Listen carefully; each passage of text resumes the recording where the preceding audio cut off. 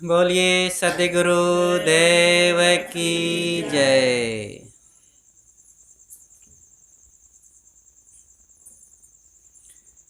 मंचासीन परम पूज्य श्री साहिब जी, मुदमंगलमय पूजनीय संत समाज, सम्माननीय सज्जनों एवं ममता मूर्ति भक्तिमयी माताओं बहनों,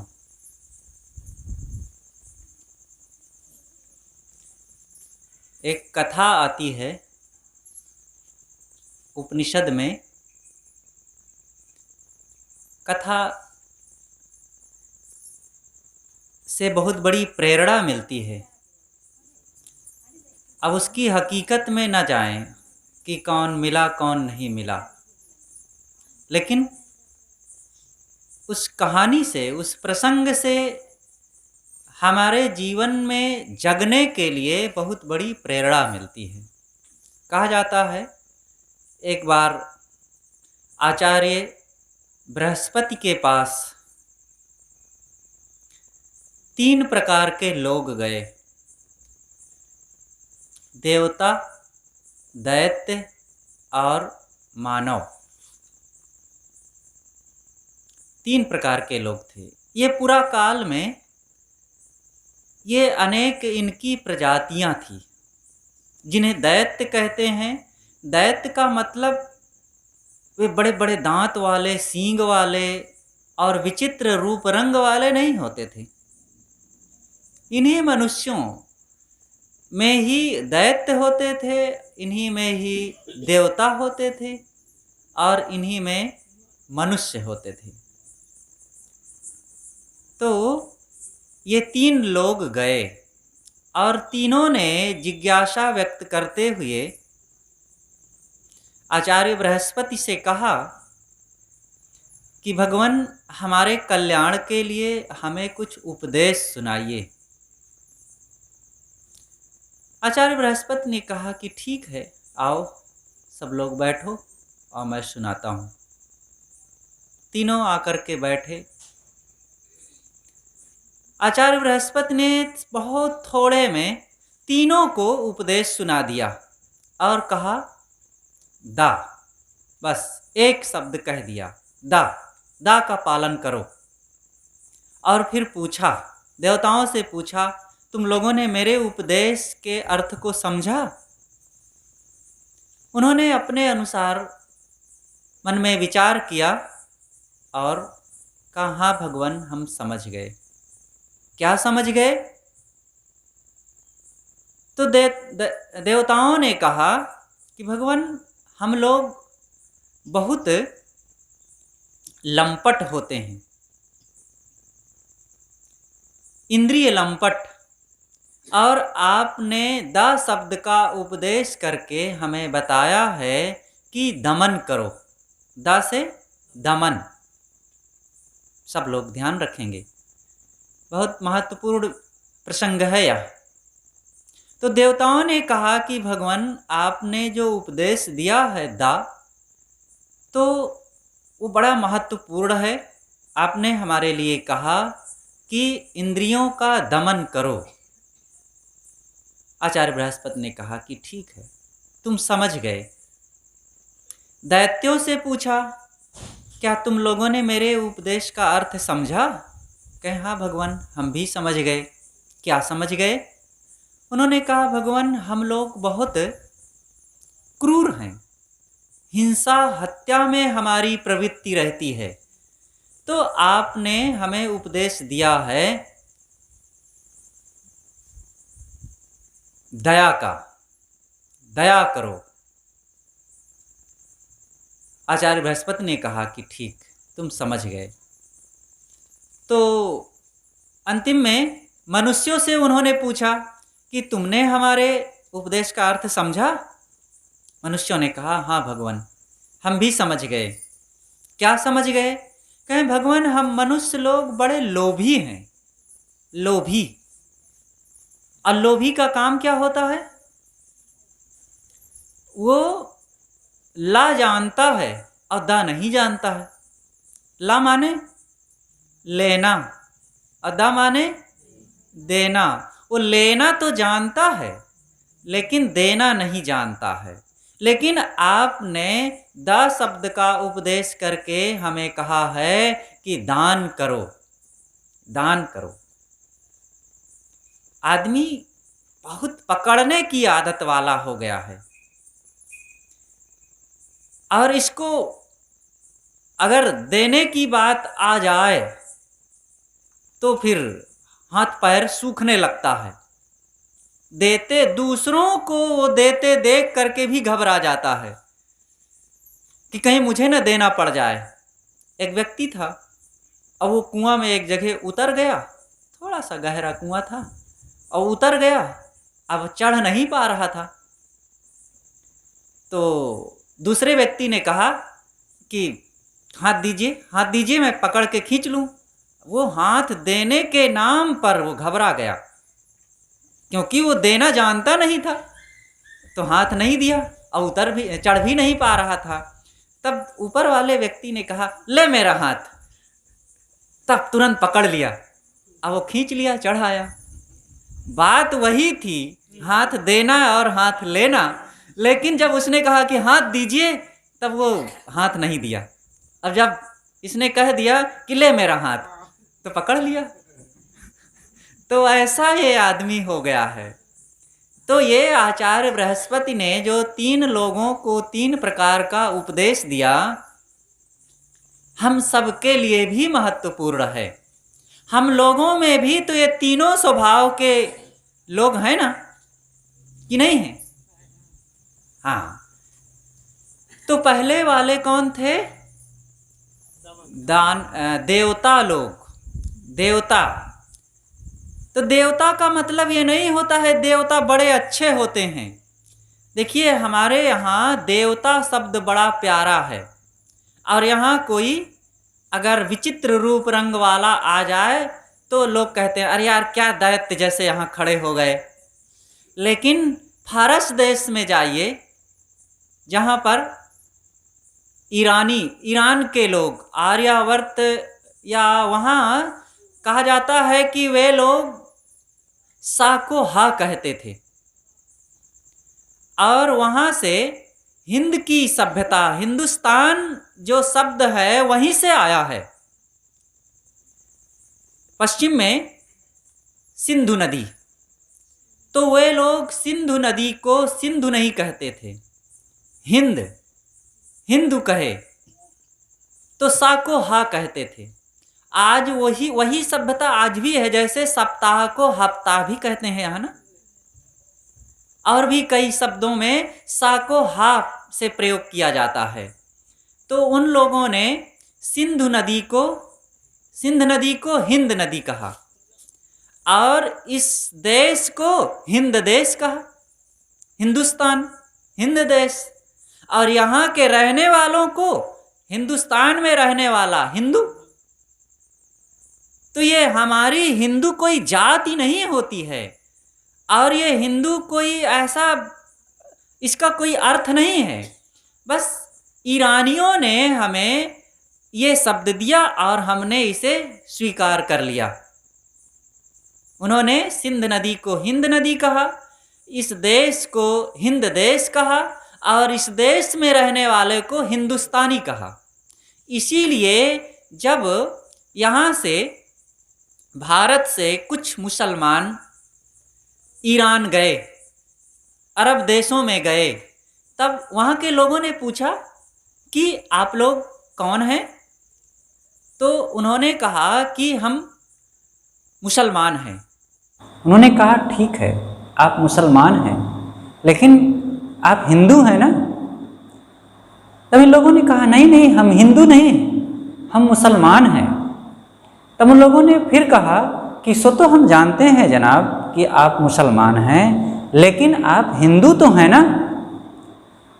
वहाँ के लोगों को ये पता ही नहीं था कि हिंदू नाम की कोई एक जाति बन गई है, संप्रदाय बन गया है, या हिंदू कोई अपना एक मजहब लोग मानने लगे हों। हिंदू ये उनको मानते थे जो हिंदुस्तान में रहता हो, लेकिन हमारे देश में तो हिंदू एक अपना समूह ही बन गया, कोई मुसलमान बन गया, कोई और कुछ बन गया। तो इस प्रकार से हिंदू शब्द उन लोगों का दिया हुआ शब्द है और वो हम लोगों ने स्वीकारा है, लेकिन यहाँ धीरे धीरे धीरे वह समूह अपने आप को एक सीमित दायरे में मान लिया। जबकि जब पूरा हिंदुस्तान है तो यहाँ रहने वाले समस्त लोगों को हिंदू होना चाहिए, और यही भाव वहाँ के लोग समझते थे। इसीलिए उन मुसलमान भाइयों से बार बार वो प्रश्न करते थे, आप मुसलमान हैं ठीक है, लेकिन हिंदू है ना? तो उनका यही भाव था कि आप हिंदुस्तानी हैं ना। तो इस प्रकार से ये हिंदू शब्द चला है। हिंदू नाम की कोई जाति नहीं होती है। हिंदुओं में बौद्ध भी हिंदू है, जैनी भी हिंदू हैं, सिख भी हिंदू हैं, आर्य समाजी भी हिंदू हैं, कबीरपंथी भी हिंदू हैं, वैष्णव भी हिंदू हैं। ये सब हिंदू ही हैं। हिंदू एक सागर की तरह है, इसमें सब समाहित हो जाते हैं। और संप्रदाय, इसीलिए हिंदू को संप्रदाय नहीं कह सकते हैं आप। कबीरपंथी एक संप्रदाय है। क्यों? क्योंकि जिस संप्रदाय का कोई प्रवर्तक हो, जिस संप्रदाय की कोई पुस्तक हो और जिस संप्रदाय की कोई नियमावली हो, वो किसी एक उसे संप्रदाय कहते हैं, मजहब कहते हैं।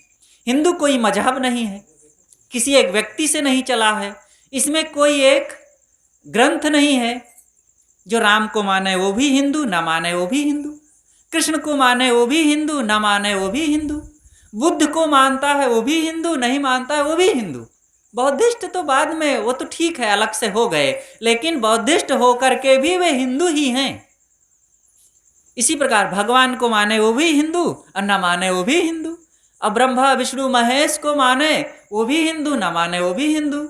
गंगा स्नान करके पाप काटना माने वो भी हिंदू, न माने वो भी हिंदू। इसी प्रकार और भी बहुत सी बातें हैं। तो यहाँ पर कोई मान्यता का एक नियम नहीं है। और ग्रंथों में इन्हीं हिंदू कहलाने वालों में कोई गीता पढ़ता है, कोई रामायण पढ़ता, कोई महाभारत पढ़ता, कोई बीजक पढ़ता और कोई और भी कुछ ग्रंथ पढ़ते हैं सब।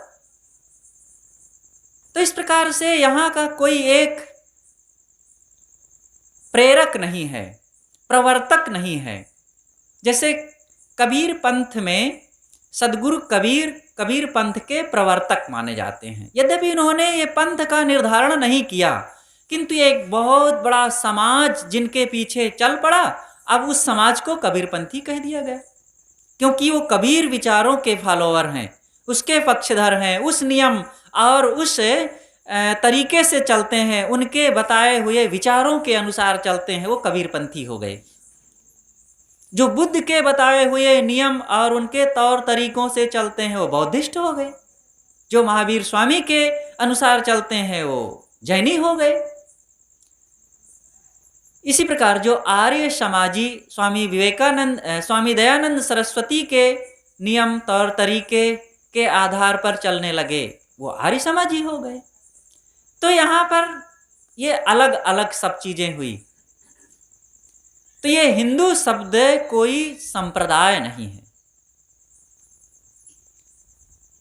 तो ये ईरानियों ने, फारस देश के लोगों ने हम लोगों को ये शब्द दिया, हम लोगों को अच्छा लगा, हमने स्वीकार कर लिया। इसी प्रकार यूनानियों ने भी हमें कुछ दिया है। यूनान के लोग आए, वो भी उसी रास्ते से आए। भारत में प्रवेश करने का एक ही रास्ता था पूरा काल में, वो पश्चिम की ओर से खैबर दर्रा। देखो उत्तर की ओर तो पूरा हिमालय खड़ा है सीना ताने, इधर से कोई रास्ता, पहले हवाई जहाज तो थी नहीं कि ऊपर से उड़ करके आ जाएं, और समुद्र को पार करना बड़ा मुश्किल होता है। अब पहाड़ों के रास्ते पर बड़ा मुश्किल होता है। एक ही रास्ता था पीछे से, खैबर दर्रा 18 फीट चौड़ा था वो, और उसी रास्ते से बड़े बड़े यहाँ लड़ाकू लोग आए। बाबर उसी रास्ते से आया, मुहम्मद गजनवी उसी रास्ते से आया, और कई लोग जो भारत पर आक्रमण किए, अब वे सब उसी रास्ते से आए। यूनानी लोग भी आए। यूनानियों ने उसी नदी को इंडस नदी कहा। वो ना सिंधु नदी कह पाते थे, ना हिंद नदी कह पाते थे, उन्होंने उस नदी को इंडस कहा। अंग्रेजी शब्द उनको था, इंडस कहा। और यहाँ इस देश को इंडिया कहा, यहाँ के लोगों को इंडियन कहा। अब हम लोगों ने स्वीकार कर लिया। हमारा अपना क्या रहा, जिस बात को लेकर के बड़ा गर्व गुमान करते हैं। हमारा देश आर्यावर्त था और इसे भरतवंशी, ये राजा भरत से शुरू हुआ। हमारे पूर्व की परंपरा में भरतवंशी ये देश को भारत कहा गया है। भरत से भारत शब्द आया है। तो इस प्रकार से ये कई नाम हमारे देश के हुए और ये तमाम तरीके हैं। लेकिन हम लोगों का जो नियम है, मनुष्यों में हम लोगों की सभ्यता, हम लोगों के विचार, हम लोगों के रहन सहन, वे सब में बड़ी एकता थी, बड़ा मेल मिलाप था। और सब एक दूसरे के यहाँ बैठते उठते थे, खाते पीते थे, आते जाते थे, बड़ी प्रेम की भावना थी। और यहाँ पर बड़े सीधे साधे लोग हुआ करते थे और विवाद रहित, कलह रहित होने के कारण ही यहाँ पर ज्ञान, विवेक, विचार की चर्चाएं खूब होती थी। और इसी में फिर साधना पुष्पित पल्लवित हुई। इसीलिए ऋषि मुनियों ने अंतर्मुखता की बात सोच सके। जहां पर क्रूरता, कठोरता, लड़ाई झगड़ा, मार काट ये ज्यादा चलता है, तो चिल्लपों वहां होता रहता है। वहां अपना बर्तन, भोजन, कपड़ा, रहन सहन बचाने की लगी रहती है। एक दूसरे की छीना झपटी किए रहते हैं, मार काट किए रहते हैं। फिर ऐसी स्थिति में भक्ति, भजन, साधना, संयम, अंतर्मुखता, सेवा ये सब कहाँ आता है। लेकिन हमारा देश सदैव से प्रेम का पुजारी था। हम सब लोग भी उन अपने पूर्वजों की बातों को याद करें और उन आदर्शों को अपनावें। आज भी है उसका प्रभाव। दूसरे देशों में जाइए, अभी आप पीछे पाकिस्तान में ही प्रवेश कीजिए, वहां पर कितनी कठोरता है, कितनी क्रूरता है। अफगानिस्तान में जाइए, यहाँ पर आप लोग कोई शिकार खेलते हैं, तीर का या बंदूक का निशाना किसी पक्षी पर लगाते हैं, तो वहाँ के लोग आदमी पर ही निशाना लगा देते हैं, अभ्यास करने में ही, खेल खेल में ही। इतनी क्रूरता, कठोरता है। तो इस प्रकार से जहाँ पर शांति प्रियता होती है, प्रेम होता है, एकता होती है, संयम सदाचार होता है, वहीं पर इंसानियत पनपती है। हम सब लोग इंसानियत के पुजारी बने। इससे क्या होगा? आप लोग कह सकते हैं, आज किसी के सामने संयम, सदाचार, प्रेम और सेवा की चर्चा कहेंगे तो कहेंगे कि साहब अगर यही सब लिए बैठे रहेंगे तो देश बहुत पीछे चला जाएगा। अगर आप लड़ेंगे, झगड़ेंगे तो क्या देश आगे चला जाएगा? मार काट करेंगे, हिंसा हत्या करेंगे, गाली गलौज करेंगे, छीना झपटी करेंगे तो क्या देश आगे चला जाएगा? अरे भाई, प्रेम में ही एकता होती है और एकता से ही बड़े बड़े काम हो जाते हैं। जिस परिवार के लोग आपस में झगड़ते रहते हैं, पिता पुत्र, पति पत्नी, भाई भाई, देवरान जेठान, पड़ोसी पड़ोसी, उन लोगों का प्रघटन बहुत जल्दी हो जाता है। वे लोग बहुत जल्दी सब नष्ट भ्रष्ट हो जाते हैं। और जहाँ पर एकता है, संगठन है, मेल मिलाप है, सहयोग की भावना है, वे लोग बहुत जल्दी आगे हो जाते हैं। कहावत है, एक के मुए दुई के छुए। इधर कहावत ये चलती है कि नहीं? मतलब एक व्यक्ति जिस काम को मर मर करके भी नहीं पूरा कर पाएगा, दो लोग हाथ लगाते ही जल्दी से खत्म कर देते हैं। तो क्यों ऐसा हो गया? एकता से। एकता में बड़ी ताकत होती है। आप छोटे छोटे घासों को कभी भी तोड़ करके फेंक सकते हैं, लेकिन उन्हीं घासों को लपेट करके एक रस्सी बना दीजिए और उस रस्सी से अब आप एक हाथी को भी बांध देंगे, वो नहीं तोड़ पाएगा। मोटी रस्सी बना दीजिए, देखिए क्यों ऐसा हुआ? क्योंकि वही जो तृण थे, वही जो घास थे, अब वो सब इकट्ठे हो गए हैं। इसलिए एकता होनी चाहिए, प्रेम होना चाहिए। जहां प्रेम है वहीं ताकत है। एक बूढ़ा व्यक्ति था, उसने अपने बच्चों को बुलाया।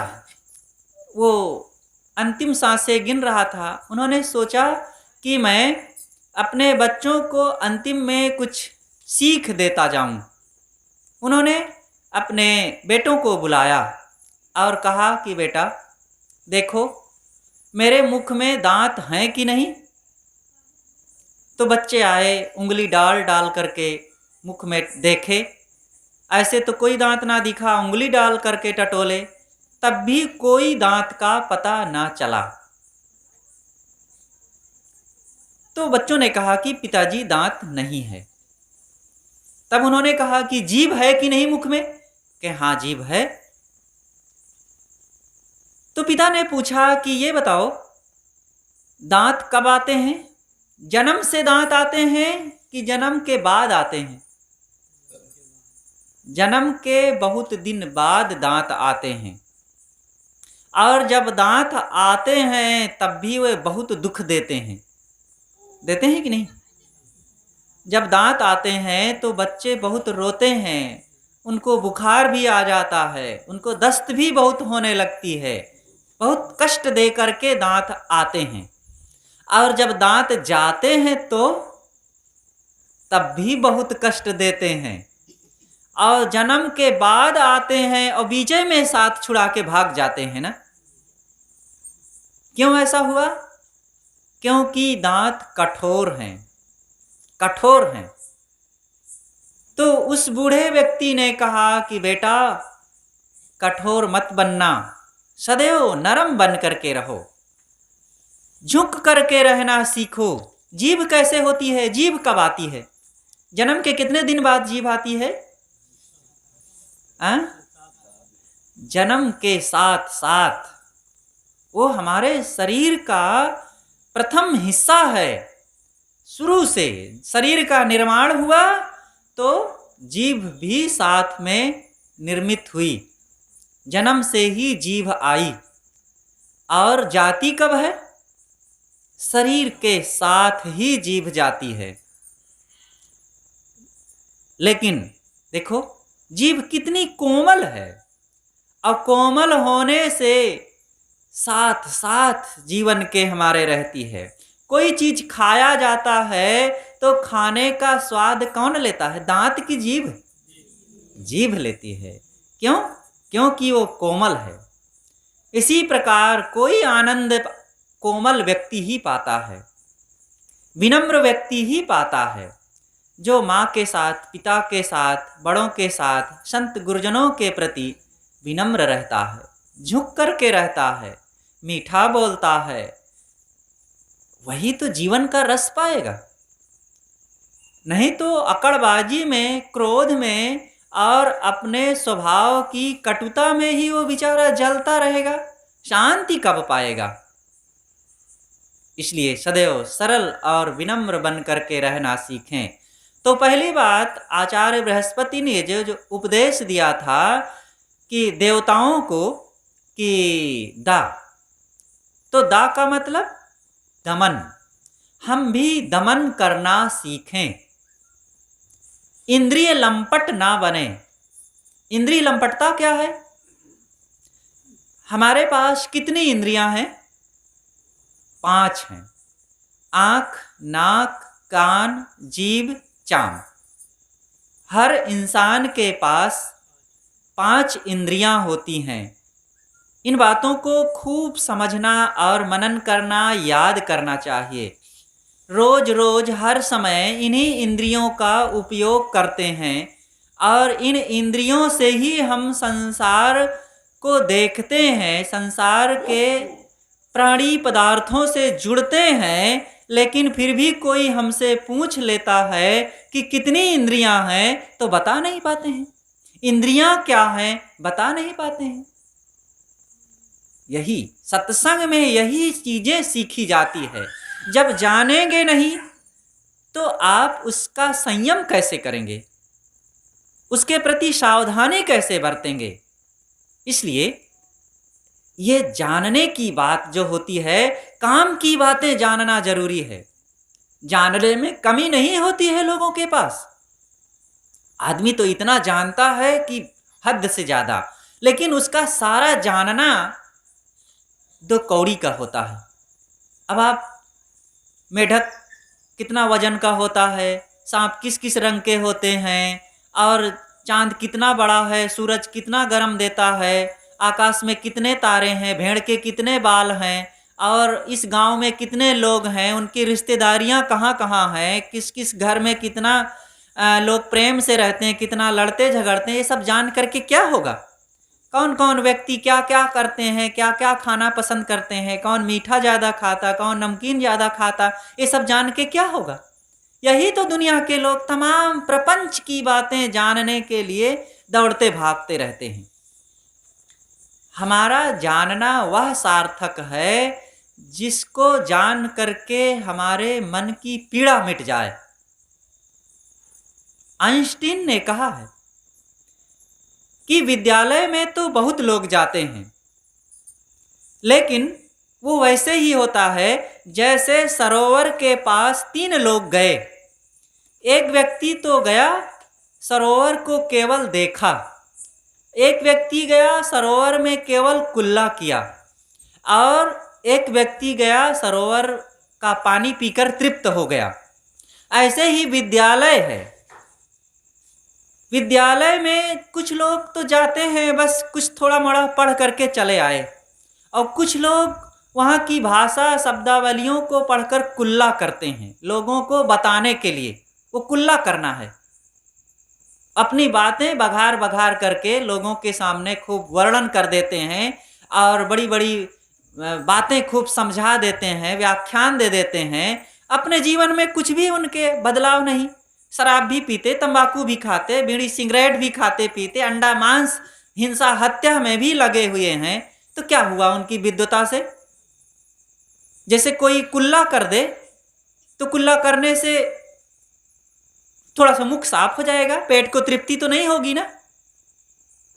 कुछ लोग होते हैं विद्यालय में गए, पढ़े, और उस पढ़ाई के आधार पर साधन भजन संयम और सेवा भक्ति में लग करके अपने जीवन का अध्ययन किए और उससे परम तृप्ति का लाभ प्राप्त करते हैं। इसलिए हमें अपने जीवन का अध्ययन करना चाहिए। बच्चे पढ़ते हैं 25 साल 30 साल की उम्र तक, ये पढ़ाई का समय है। और पढ़ते पढ़ते ये पढ़ाई की जिंदगी में तो वे सफल हो जाते हैं, लेकिन थोड़े दिनों बाद अब जिंदगी की पढ़ाई शुरू हो जाती है। जैसे शादी विवाह हुआ, किसी लड़की को पति मिला और किसी लड़का को पत्नी मिली, अब जिंदगी की पढ़ाई शुरू हो गई। अब एक दूसरों के स्वभाव को परखना, समझना, एक दूसरों को एडजस्ट करना, एक दूसरे को निभाना और गृहस्थी को सुखमय बनाना, और फिर जो उसमें दम घुटते हैं तब उस जिंदगी की पढ़ाई में अधिकतम लोग फेल हो जाते हैं। परीक्षाओं की जिंदगी में तो अधिकतम पास होते हैं, लेकिन जिंदगी की परीक्षा में बहुत लोग फेल हो जाते हैं।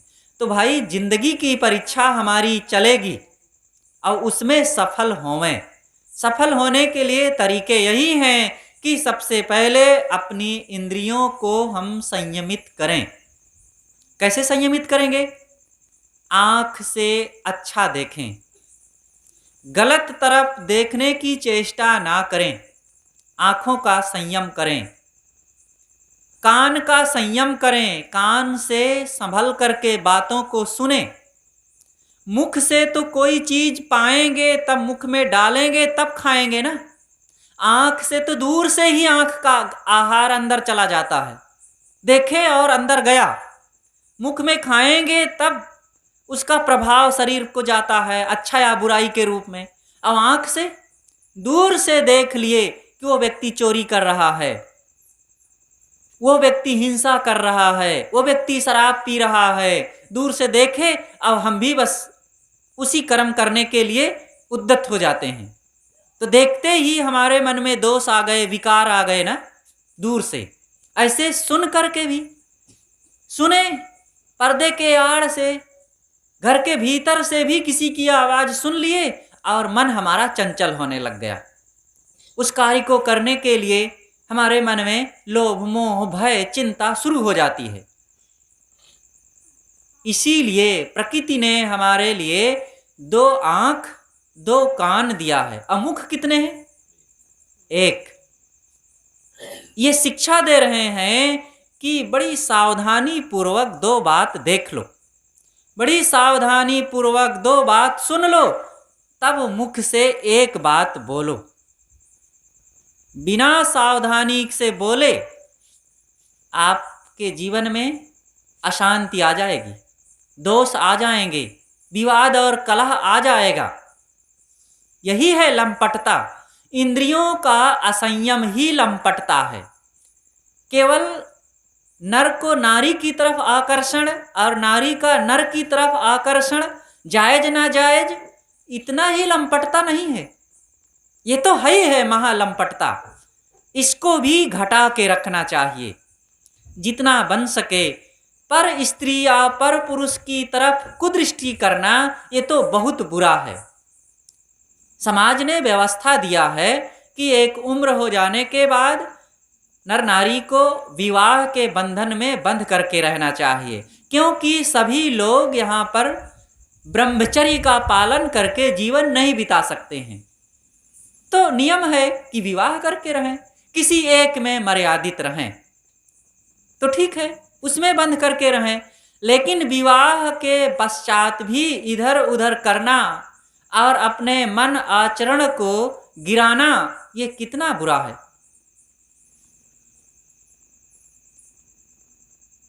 तो इस प्रकार से अपने जीवन में संयम होना चाहिए। संयम जितना अधिक से अधिक हो सके, बाहर से तो बचे ही, अपनों में भी संयम का पालन करें। सदगुरु अभिलाष साहेब जी एक बार ऐसे ही प्रवचन कर रहे थे, छोटी सी सभा थी और इसी क्षेत्र में थे, कहीं किसी गांव में। तो यही उपदेश कर रहे थे कि भाई, मनुष्य को जितना हो सके गृहस्थी जीवन में रह करके भी अधिक से अधिक संयम का पालन करे।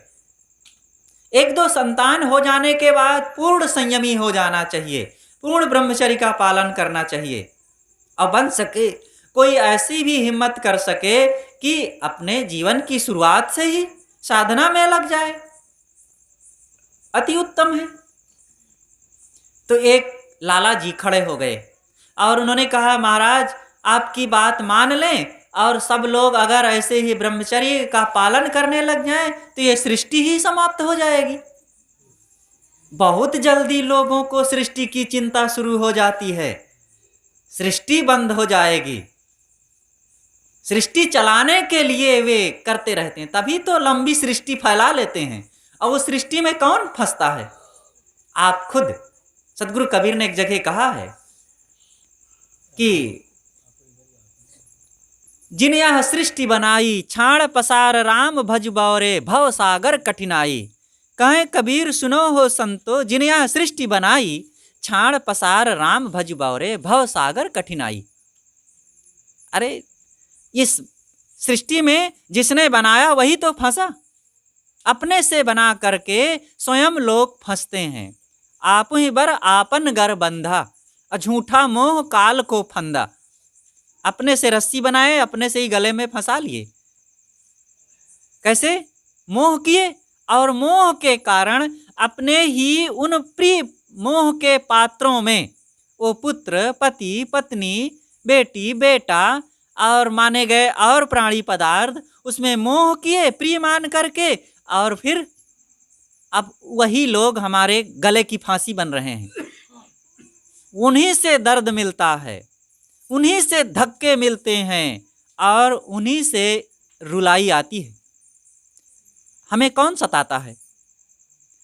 लखनऊ वाले आकर के हमें परेशान करते हैं? नहीं। अगर परेशानी होगी तो आपको बाराबंकी से होगी, लेकिन बाराबंकी वालों से भी कितनी समस्या होगी? आपके इस गांव वालों से होगी, लेकिन गांव वालों से कौन ज़्यादा समस्या है? आपके इस मोहल्ले वालों से थोड़ा ज़्यादा होगी, लेकिन मोहल्ले वालों से भी उतनी ज़्यादा नहीं होती है। अपने घर वालों से होती है, जिन्हें भाई बंधु कहते हैं, उन भाई बंधुओं से भी कम होती है। अपने पर्सनल व्यक्तिगत रिश्तों से, जिन्हें बेटा बेटी, पति या पत्नी कहते हैं, उनसे ज़्यादा होती है। उनमें भी लोग संतुलित रह लेते हैं। अपने मन से ज़्यादा हमें परेशानी रात दिन होती है। अपने मन के कुआचरणों में, कुभावनाओं में, कुकर्मों से हम ज़्यादा पीड़ित रहते हैं ना। जो जितना हमारे निकट होता है उससे उतना ज़्यादा हम पीड़ित होते हैं, दुख और तकलीफ पाते हैं, और उसी से उतना सहयोग भी मिलता है। जब उसका सदुपयोग किया जाता है तो उतना ही उसका लाभ मिलता है, और दुरुपयोग किए तो उतनी ही हानि मिलती है। तो मैं कह रहा था वो लाला जी की बात, तो लाला जी ने कहा कि साहब अगर आपकी बात मान लें तो सब लोग ब्रह्मचारी हो जाएं और फिर ये सृष्टि ही रुक जाएगी।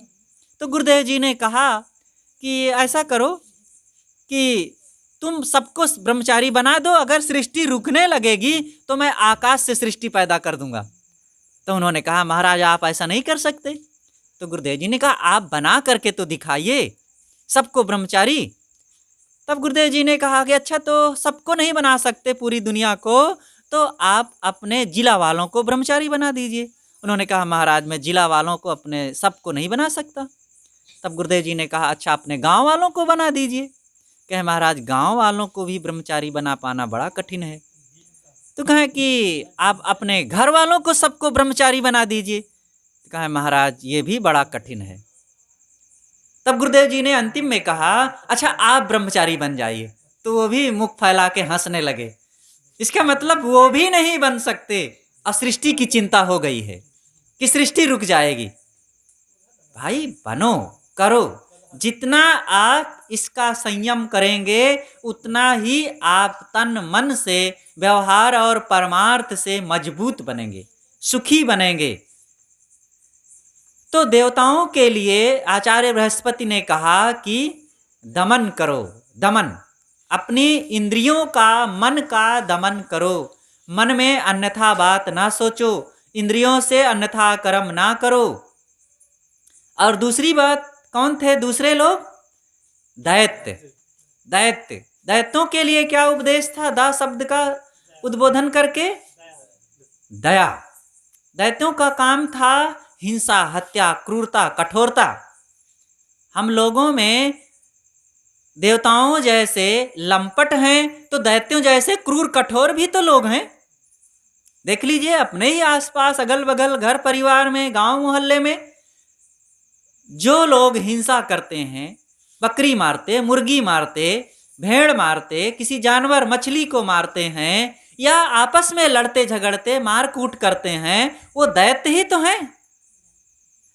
दया धर्म नहीं मन में, मुखड़ा क्या देखे दर्पण में। दयालु बनो, दया करो।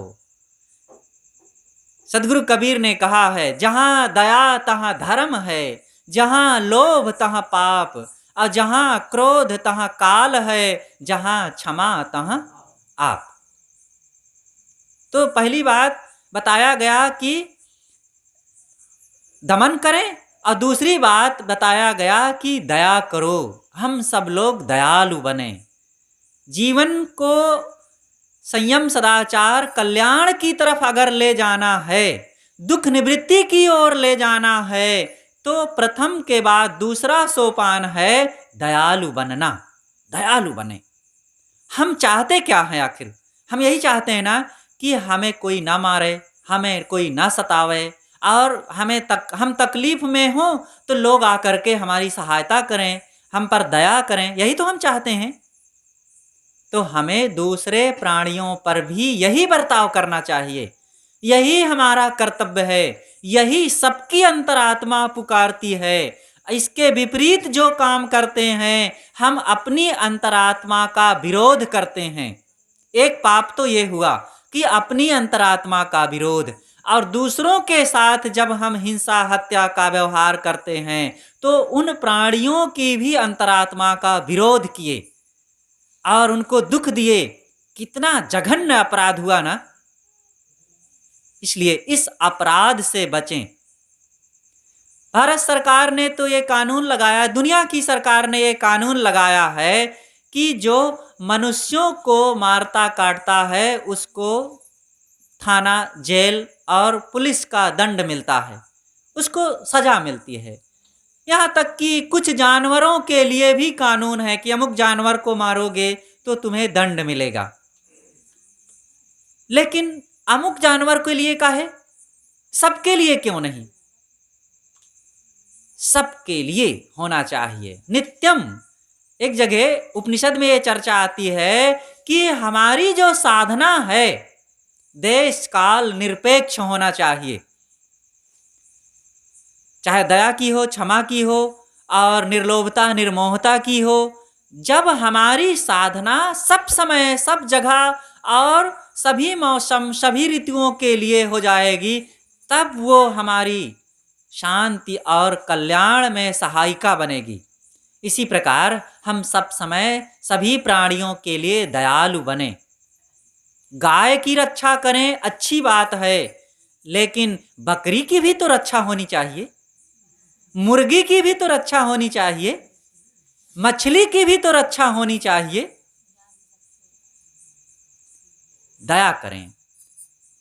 तो आचार्य बृहस्पति ने जो उपदेश दिया है दैत्यों के लिए कि भाई दया करो, वो केवल उन दैत्यों के लिए नहीं, हम सब लोगों में जो दैत्य स्वभाव के लोग हैं, हम उस स्वभाव को छोड़ें। बस मानो हमने उस उपदेश का पालन कर लिया, बहुत लाभ मिलेगा, मन में बड़ा सुकून मिलेगा, आप निर्भय हो जाएंगे। जो दयालु होता है, अहिंसक होता है, वो निर्भय होता है। अहिंसा प्रतिष्ठायाम तत्सन्निधौ वैर त्यागः। हमारे पूर्व के एक महान ऋषि हुए हैं महर्षि पतंजलि। पतंजलि तो आज बहुत लोग रटते रहते हैं, लेकिन पतंजलि के न विचारों को वे चर्चा करते हैं और न लोग उनके विचारों को जानते सुनते हैं।